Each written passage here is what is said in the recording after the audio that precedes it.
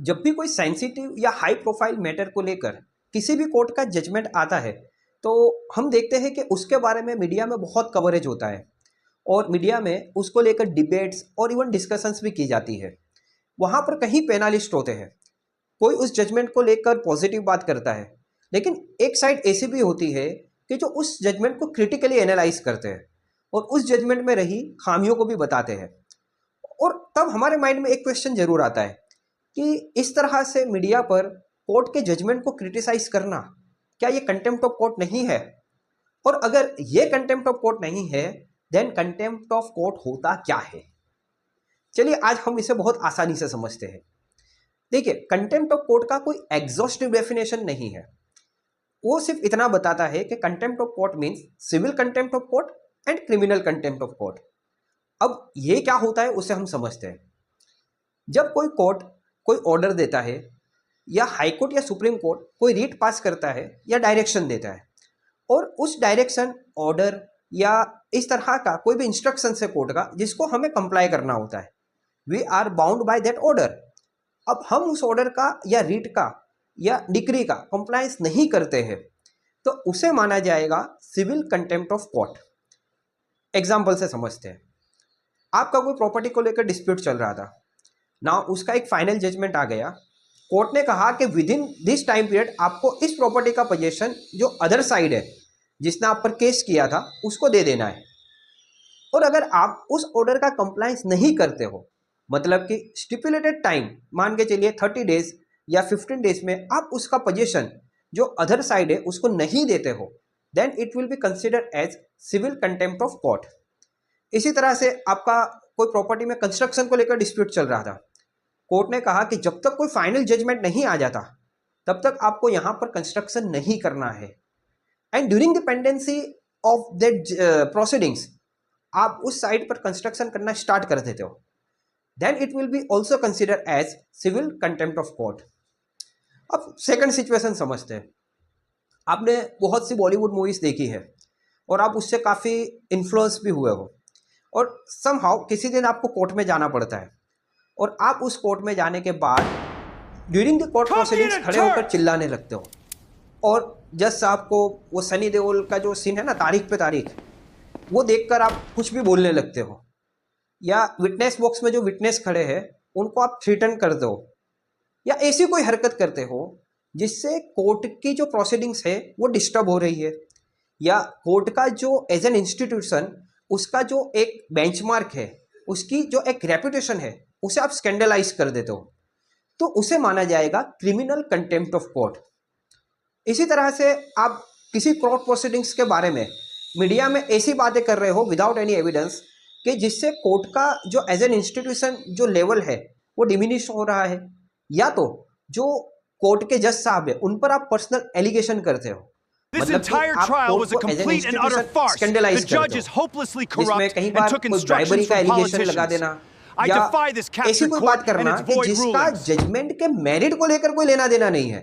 लेकिन आप कोर्ट पर या जज साहब पर पर्सनल अटैक करते हो, then it will be considered as criminal contempt of court. अभी आप क्वेश्चन करोगे, देन जो मीडिया में आकर कोर्ट के जजमेंट के बारे में कुछ भी बोलते हैं या उसे क्रिटिसाइज करते हैं, क्या वो कंटेम्प्ट ऑफ कोर्ट नहीं है?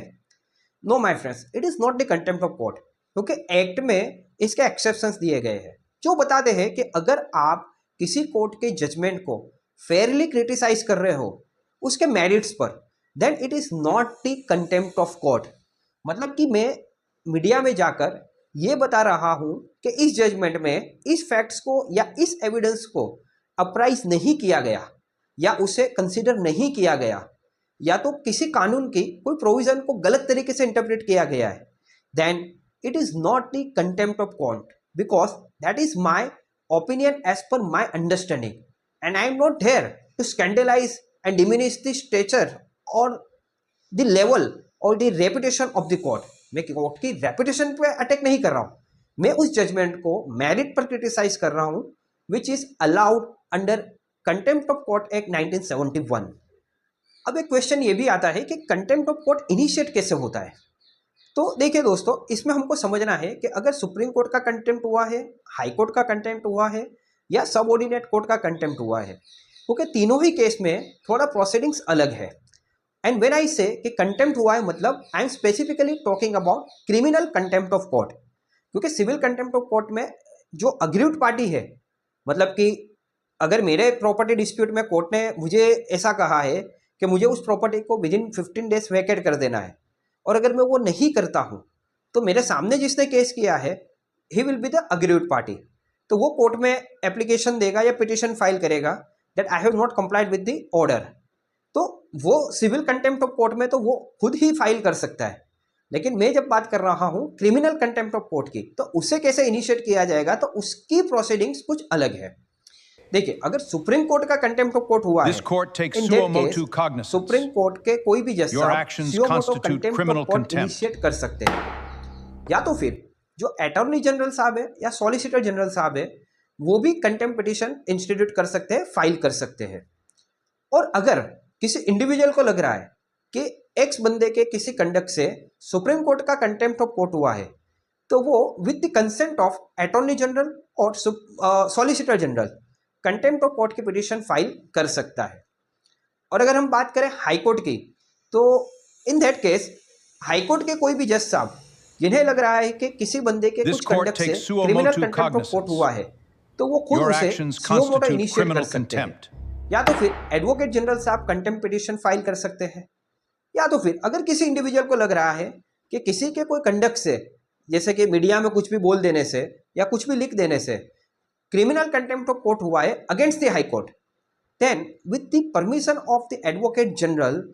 वो भी कंटेम्प्ट पिटीशन फाइल कर सकते हैं। अब बात करें सबऑर्डिनेट कोर्ट की, जैसे कि सेशंस कोर्ट है या डिस्ट्रिक्ट कोर्ट है, अगर उसके अगेंस्ट में कोई क्रिमिनल कंटेम्प्ट होता है, then that particular court can report to the high court कि सब इसके इस कंडक्ट से हमारा कंटेम्प्ट ऑफ कोर्ट हो रहा है, then high court can take the cognizance and initiate the contempt proceedings. अब कई बार क्या होता है कि जो ट्राइब्यूनल्स या स्पेशलाइज कोर्ट बनी होती है वो किसी एक्ट के अंडर बनी होती है, तो अगर उस एक्ट में भी कंटेम्प्ट के रिलेटेड कुछ पावर दिए गए हैं उस ट्राइब्यूनल को या उस कोर्ट को,